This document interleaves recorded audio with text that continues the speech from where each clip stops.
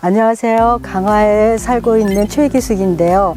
강화에 서식하고 있는 야생화를 발견하고 촬영하고 그리고 보존하고 기록을 하고 있는 강세화의 강사 최기숙입니다.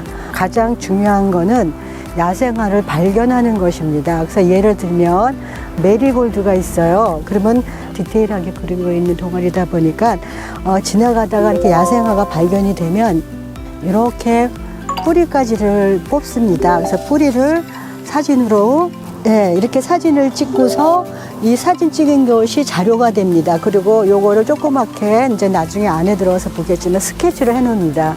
그리고 귀한 생명이 있는 야생화다 보니까 다시 심어주는 작업을 합니다. 아까 우리가 야외에서 메리골드를 발견했습니다. 야생화를. 그거를 핸드폰 카메라로 찍은 것을 이렇게 출력을 했어요. 여러 가지 형태의 그 야생화의 모습을 찍습니다. 첫 번째 찍은 뿌리까지 찍은 거는 기본이 되지만 그것을 우리가 야생화를 그릴 때에는 부족한 점이 좀 많아요.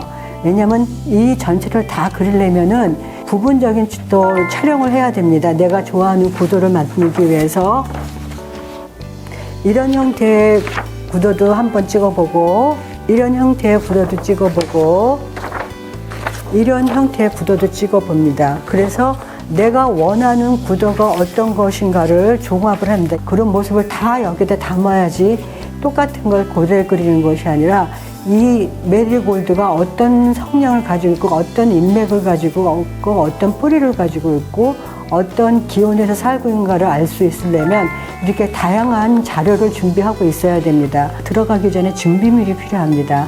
저희 같은 경우는 종이에다가 수채화 도구를 사용하고 있어요. 근데 이 종이는 가장 기본되는 건 280g짜리 이상을 써야 된다는 겁니다.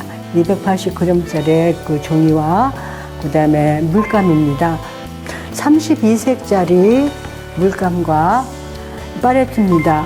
팔레트에는 우리가 색깔, 색명을 외우기가 참 어려워요. 그래서 여기에 넘버가 있어요. 그 넘버를 짜면서 팔레트에 이렇게 기입을 합니다. 그러면은 내가 이 물감을 다 짜고 나서 다시 짰을 때 오류가 안 생겨요. 다른 색깔로 해서 덮는 경우가 참 많아요. 그러니까 그런 부분을 좀 유의하시고 가장 중요한 건 세필입니다. 기본적으로 2세트 이상은 갖고 있어야 돼요. 가장 중요한 건 아까 찍었던 핸드폰입니다. 왜냐하면은 세밀하다 보니까 인맥 하나하나 뿌리의 형태를 볼 때는 우리가 핸드폰으로 찍었던 그 이미지를 확대해서 보아야 되기 때문에 꼭 핸드폰을 촬영한 것이 필요합니다. 그 다음에 사비 연필, 샤프, 연고무가 필요합니다. 사비 지우개라고 따로 나오는 것들이 있으니까 그걸 준비하시면 됩니다. 네, 저는 아까 우리 출력해서 뽑아놓은 이미지 중에 4번을 선택해서 구도를 잡으려고 합니다. 근데 구도를 잡을 때는 두 가지 방법이 있습니다. 하나는 비례를 따져가면서 그리는 방법이 있고 하나는 직관을 사용해서 하는 방법이 있습니다. 오늘은 직관을 위해서 할 것입니다. 네, 4번을 선택한 이미지는 꽃도 있고 꽃봉오리도 있습니다. 그 다음에 항상 중심선에서 내가 가운데다 그릴 것인가 오른쪽으로 붙일 것인가 왼쪽으로 붙일 것인가 생각을 해야 됩니다. 그럼 저 같은 경우는 아까 얘기했지만 오른쪽으로 치우쳐서 그린다고 했습니다.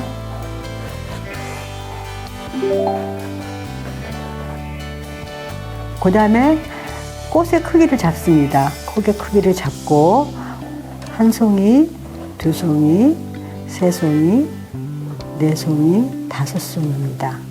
그 다음에 그리고 여기 봉우리가 있습니다. 봉우리 하나를 잡습니다. 근데 여기서 잡을 때 또 중요한 것이 뭐가 있냐면요. 같은 위치에 같은 크기의 꽃봉우리가 있으면 안 된다는 겁니다.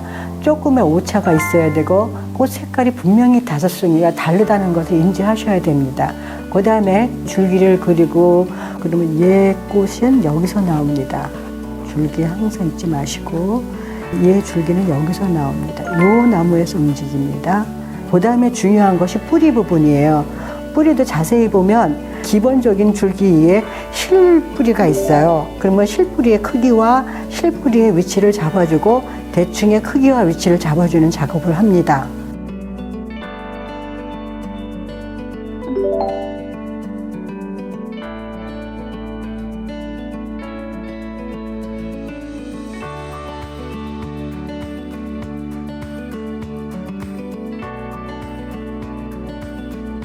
우리가 직관으로 그린 메리골드의 스케치가 이렇게 됐습니다. 보면은 메리골드의 이파리의 특성은 아주 샤프하다는 겁니다. 샤프해가지고 그 이파리도 좌우로 같이 붙어서 나와요. 스케치가 다 끝나면 채색에 들어갑니다. 우리가 사용하고 있는 물감은 수채화입니다. 그리고 여러분도 알겠지만 수채화는 밝은 색부터 들어간다는 겁니다. 밝은 색부터 시작해서 맨 끝에 가서 어두운 색을 표현하고 있어요.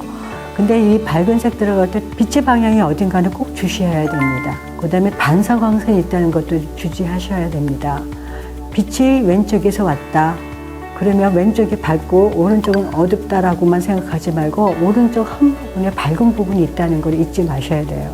저 같은 경우는 가장 줄기가 중심이 되다라고 생각이 들어서 중심 색깔부터 시작합니다.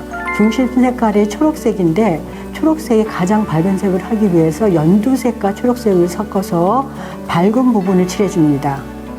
전체를 칠하는 게 아니라 밝은 부분만 칠합니다. 그러니까 이파리가 많다 보니까는 그 줄기를 따라가지 않으면 이 이파리가 어디에 붙어 있는지를 몰라요. 그래서 줄기를 먼저 칠합니다.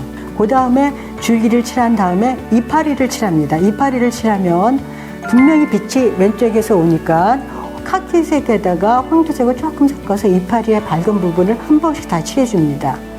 그 다음에 메리골드의 그 인맥은 밝은 게 특징이에요. 이파리에 왼쪽에서 빛이 온다 그랬죠? 그러니까 오른쪽을 좀 어둡게 합니다.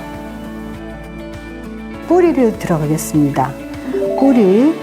어떤 뿌리는 밝은 부분이 있고 어떤 부분은 진한 부분이 있어요. 그것도 우리가 원기둥이라고 생각하고 한 번씩 칠해줍니다. 밝은 톤, 그 다음에 이제 어두운 색을 칠할 거고요.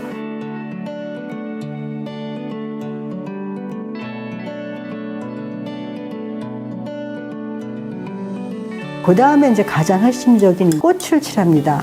이 메리골드의 특징은 한 꽃잎에 노란색도 있고 빨간색도 있고 주황색도 있어요. 그러면 거기에서 가장 밝은 부분을 먼저 칠합니다. 노란색 계통을 먼저 칠합니다.